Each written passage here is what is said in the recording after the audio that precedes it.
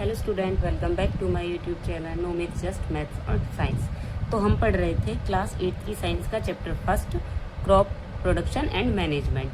तो इसका first part हमने कर लिया था, जिसमें हमने क्या पढ़ा था, क्रॉप के बारे में पढ़ा था, कितने टाइप की क्रॉप होती हैं, खरीफ क्रॉप और रबी क्रॉप, ये पढ़ा था। उसके बाद हमने पढ़ी थी जो टेक्निक होती हैं क्रॉप प्रोडक्शन की, वो कौन कौन सी होती हैं, मतलब कौन कौन से स्टेप होते हैं। तो उसमें हमने पढ़ लिया था सबसे पहले सॉइल की प्रिपरेशन, उसके बाद सोइंग, और उसके बाद हमने पढ़ लिया था एडिंग मैन्योर एंड फर्टिलाइजर्स। तो अब हम पढ़ने वाले हैं स्टेप फोर्थ, इरिगेशन। इरिगेशन मतलब सिंचाई। तो इरिगेशन क्या होता है, the supply of water to crop at regular interval is called irrigation. तो इरिगेशन क्या होता है, एक रेगुलर इंटरवल पे जो क्रॉप है उसको पानी देना, सिंचाई करना, उसे हम क्या बोलते हैं, इरिगेशन। अब सोर्सेज कौन कौन से होते हैं वाटर के, कि हम कैसे सिंचाई कर सकते हैं, कहाँ से पानी हमें मिलता है। तो जो कुएं होते हैं, वेल्स, ट्यूबवेल्स वगैरह हम लगवाते हैं, कैनाल्स होती हैं जो नहरें, नदियाँ और लेक्स जो झीलें होती हैं, ये क्या है, सोर्सेज ऑफ वाटर, ये हमारे सिंचाई के सोर्स हैं, इरिगेशन के लिए सोर्स हैं। उसके अलावा जो मेथड होते हैं सिंचाई के दो टाइप के, जो पहले चलते थे और जो अब चलते हैं। तो जो पहले चलते थे मतलब पहले टाइम पे यूज होते थे, उन्हें बोलते हैं हम ट्रेडिशनल मेथड, पारंपरिक मेथड्स। तो उसमें क्या होता है, उसमें मोट होता है, चैन पंप होता है, डेकली होता है और रहट होता है। तो ये होते हैं ट्रेडिशनल मेथड। लेकिन जो मॉडर्न चले हुए हैं, जो मॉडर्न मेथड हैं इरिगेशन के, वो कौन कौन से हैं। तो फर्स्ट वन है जी स्प्रिंकलर मेथड। स्प्रिंकलर मेथड क्या होता है, स्प्रिंकल सिस्टम क्या होता है, water is spread like a rain. तो पानी आर्टिफिशियल बारिश की तरह स्प्रे किया जाता है, ठीक है। और ये होता किस लिए, बेस्ट फॉर अनइवन लैंड। अगर जो भूमि है वो अनइवन है, मतलब समतल नहीं है, तो उसके लिए बेस्ट रहता है। उसके बाद है ड्रिप इरिगेशन। मतलब ड्रिप सिस्टम क्या होता है, तो इसमें क्या होता है, water is supplied directly to plant roots.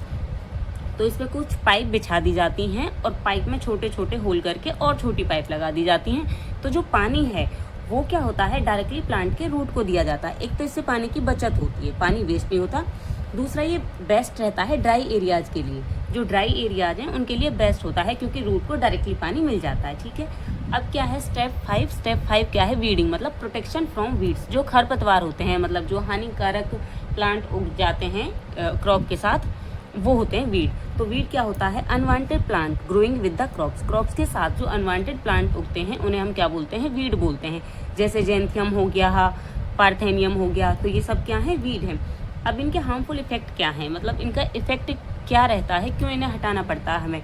तो ये न्यूट्रिएंट्स के लिए कम्पीट करते हैं, मतलब जो न्यूट्रिएंट्स हम चाहते हैं फसल को मिले, जिसके लिए हमने फर्टिलाइजर्स और मैन्योर ऐड किए थे, तो वो ये प्लांट भी कम्पीट करते हैं उसके लिए। तो ये प्लांट भी उसे एब्जॉर्ब करते हैं, ठीक है।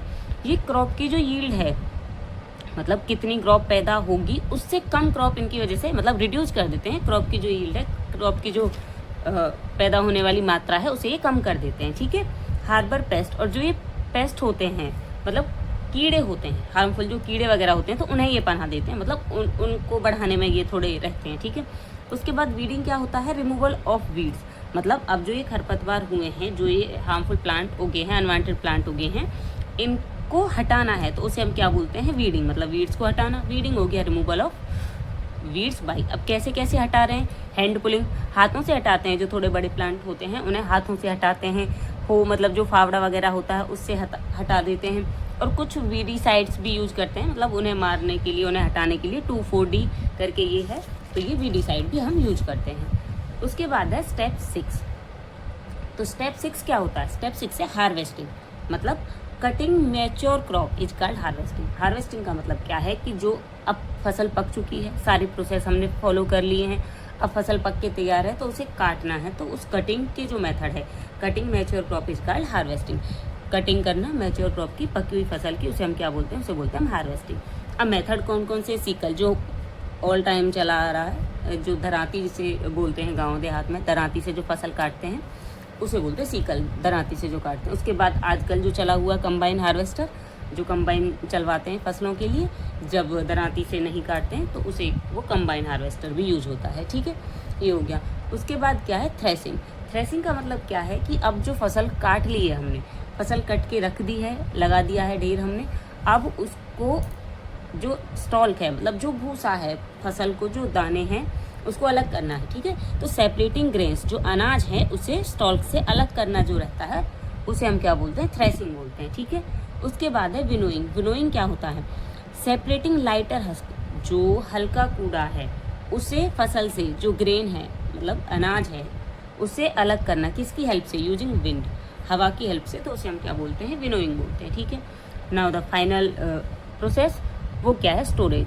भाई अनाज क्रॉप बो दी है, मतलब मिट्टी तैयार हो गई, क्रॉप दाने बीज, मतलब बीज बो दिया है, उसके बाद मैन्योर और फर्टिलाइजर्स लगा दिए हैं, उसके बाद इरिगेशन कर दिया है, ठीक है। तो ये सब हो गया है।